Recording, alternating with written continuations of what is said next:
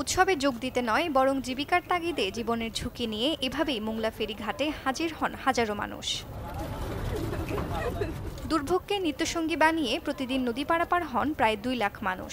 গত 8 জানুয়ারি নদী পারাপারের জন্য ব্যবহৃত মামার ঘাটটি ভেঙে যাওয়ায় তা সংস্কারের জন্য বন্ধ করে দেয় কর্তৃপক্ষ। বিকল্প কোনো ঘাট না থাকায় ফেরিঘাটে গিয়ে নৌকা কিংবা ট্রলারে উঠছেন সাধারণ মানুষ।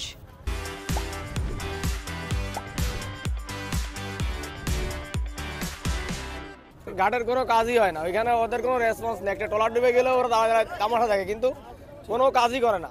মোংলার ঘাট ঠিক হয়নি, আর জীবনে হবেও না। মনে আমাদের ভোগান্তি আছে, আর ভোগান্তি হবে। আমাদের ট্রলার পার হতে সমস্যা হচ্ছে, বা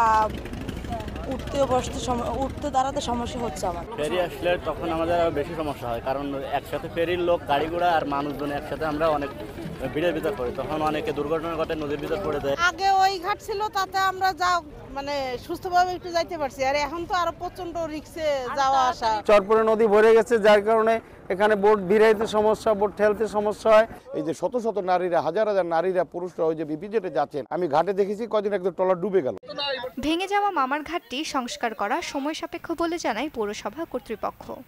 সংস্কার করতে গেলে এখানে তো আর্থিক কিছু বিষয় থাকে, যেমন আমাদের একটু সময় ওইটা সংস্কার করতে গেলে আমাদের একটু সময় লাগবে, হয়তো 1 মাস বা 2 মাস এরকম লাগতে পারে।